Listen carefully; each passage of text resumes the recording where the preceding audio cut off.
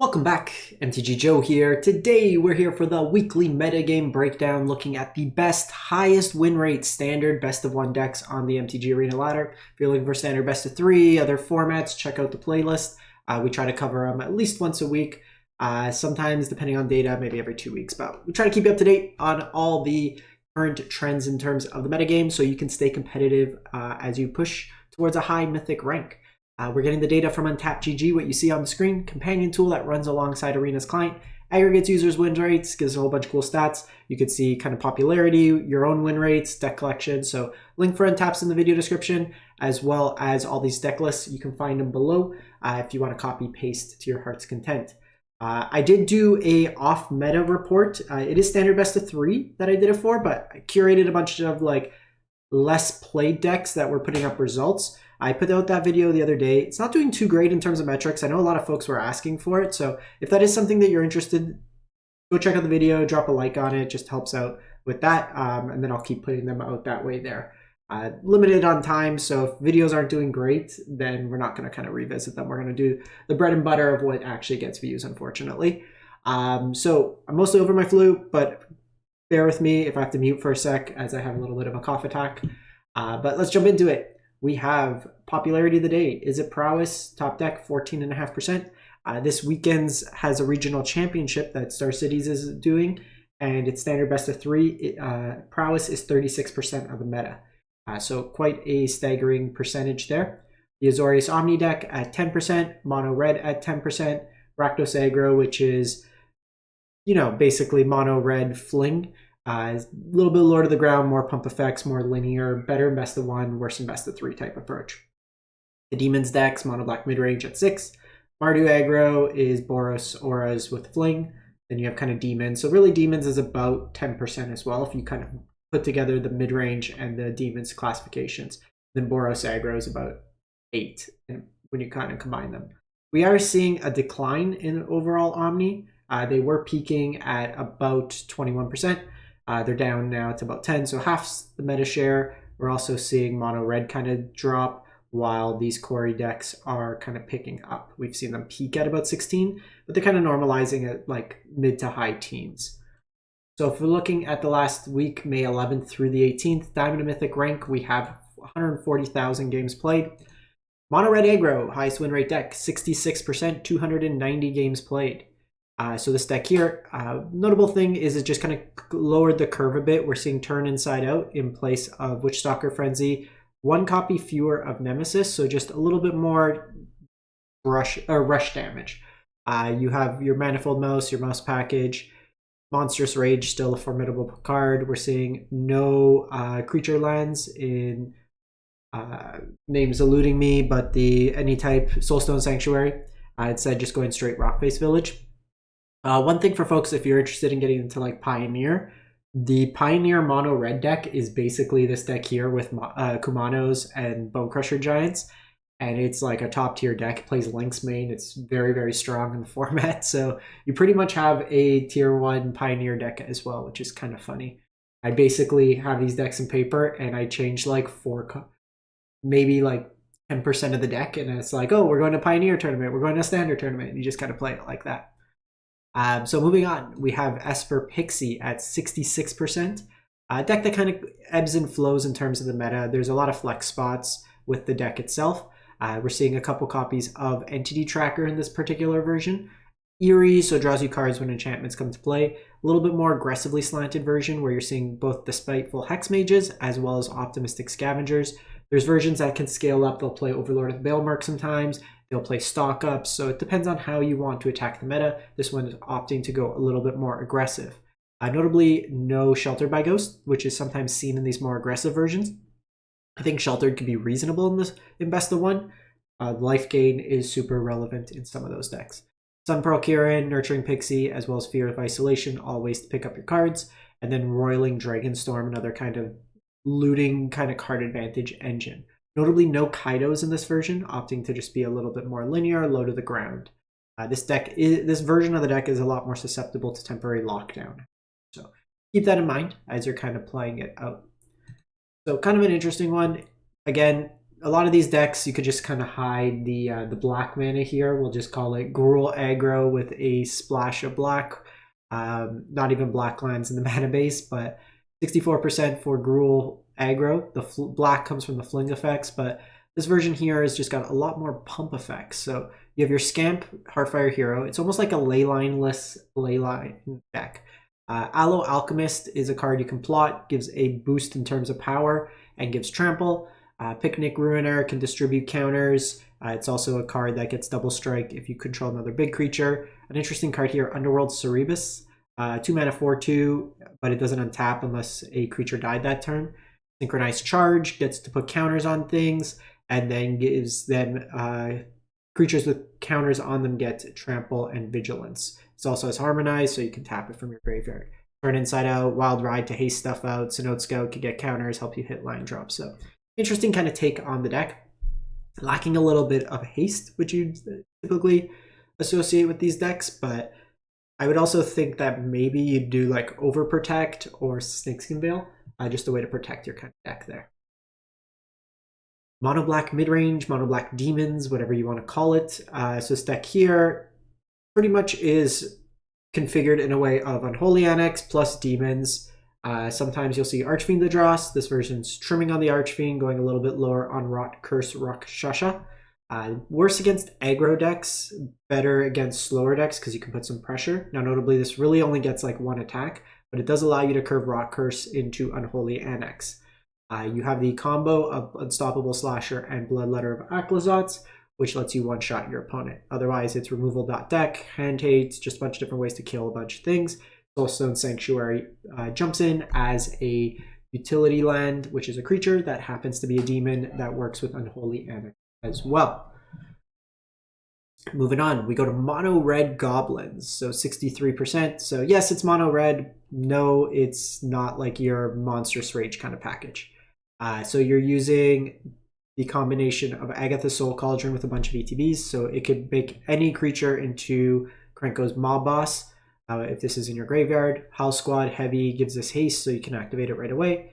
You have a bunch of just cheap goblins that can curve out.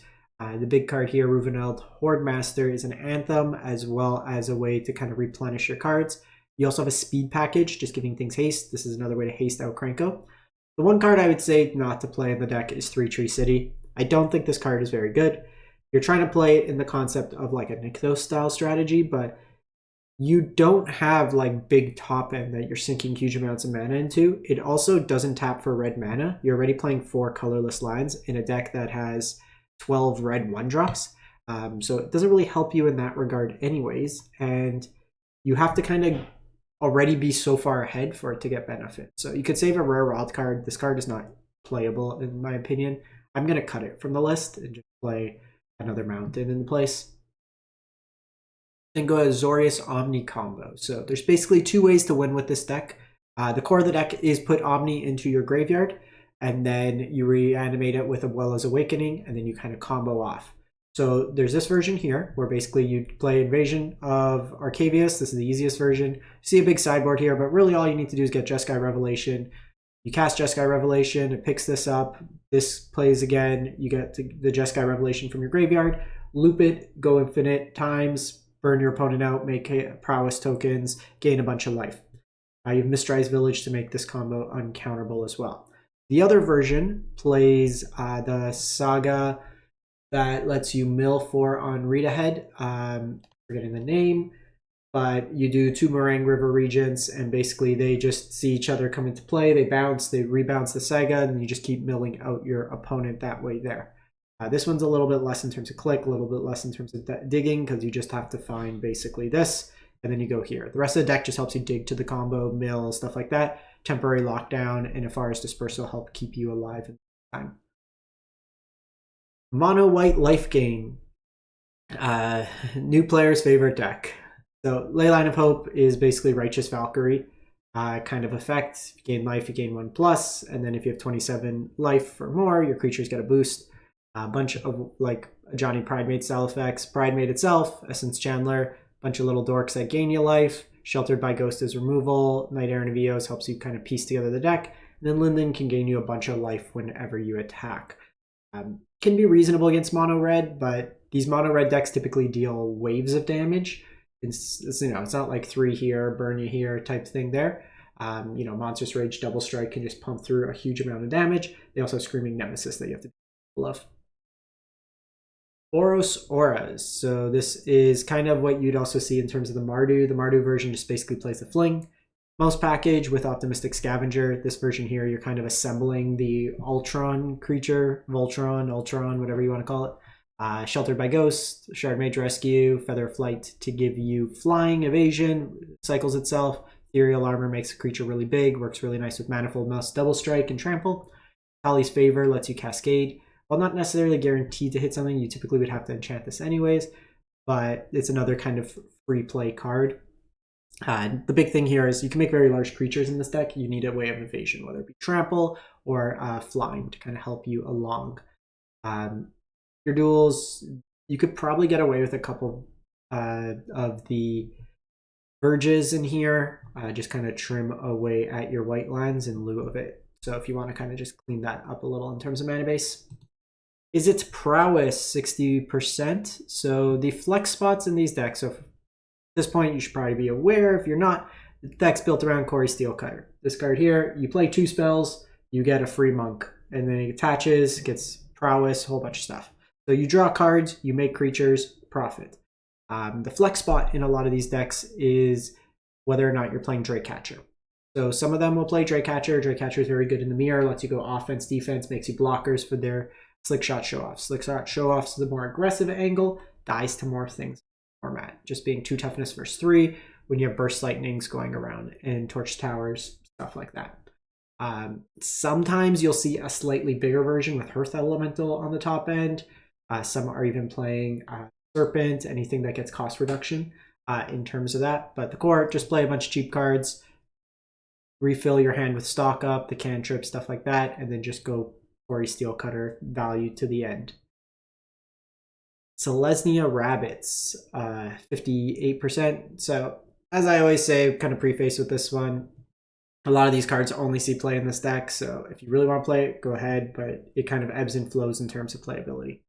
You have your Hinterland Sanctifier, gains you a bunch of life as a rabbit, Paw Patch Recruit, Value Might Caller. This one's interesting because we're seeing Keen-Eyed Curator. Not a rabbit, a raccoon, but it does work with the Value Quest Caller. And then this is a way to kind of eat at the graveyard. So a creature that is mainboard hate against Omniscience and stuff like that. Fewer Phineas, this card requires an attack to be useful. Otherwise, it's basically reads as a vanilla 2/2. Pretty much always dies. But if you can get an attack, it starts snowballing hard. Quest Caller, Anthem that helps you set up your draws. Sanguine as a way to kind of anthem your team. And then Knight Errant of Eos kind of pulls it all together. Up to it, you have some very aggressive lines. You like turn 1 Value Might Caller, Bloomburrow Mentor into hop to it. You push out a huge amount of damage. Similarly with like Phineas. So there is kind of these curves where they're very strong. But you are kind of lacking in the sense that you only have Sheltered by Ghost as your removal for creature mirrors. All right, we got Dinosaur Combo, 57%. So this deck here, how it works.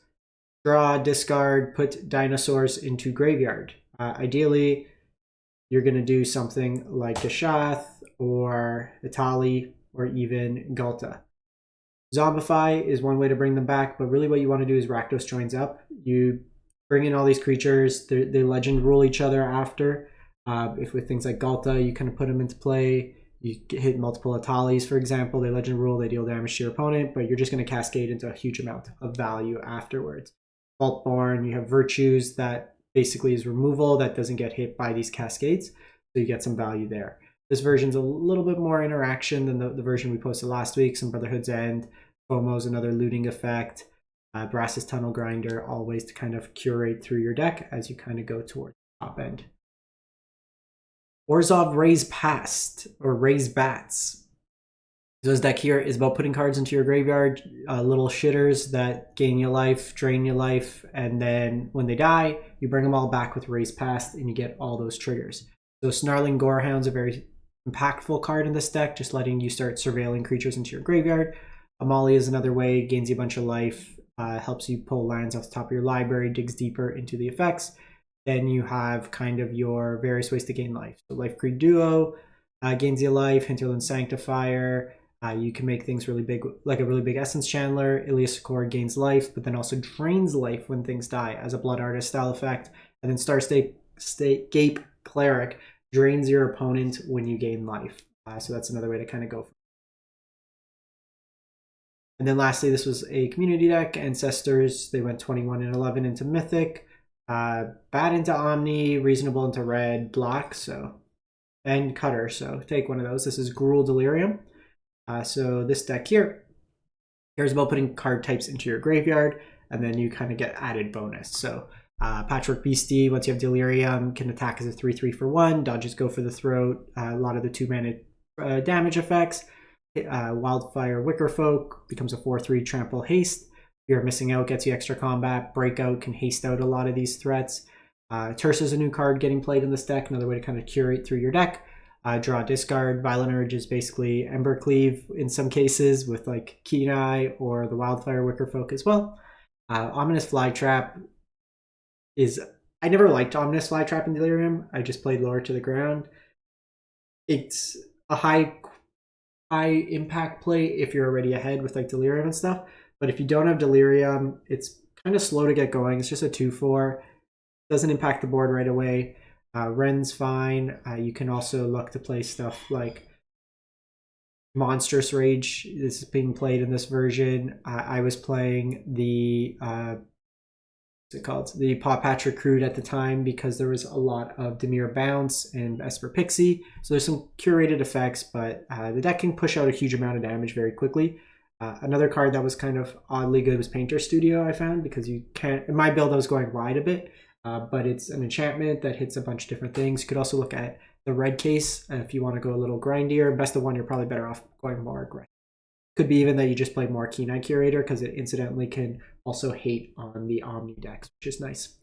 That's it for the week. Let me know what you've been playing, what you've been liking, and we'll catch you next time. Thanks for watching.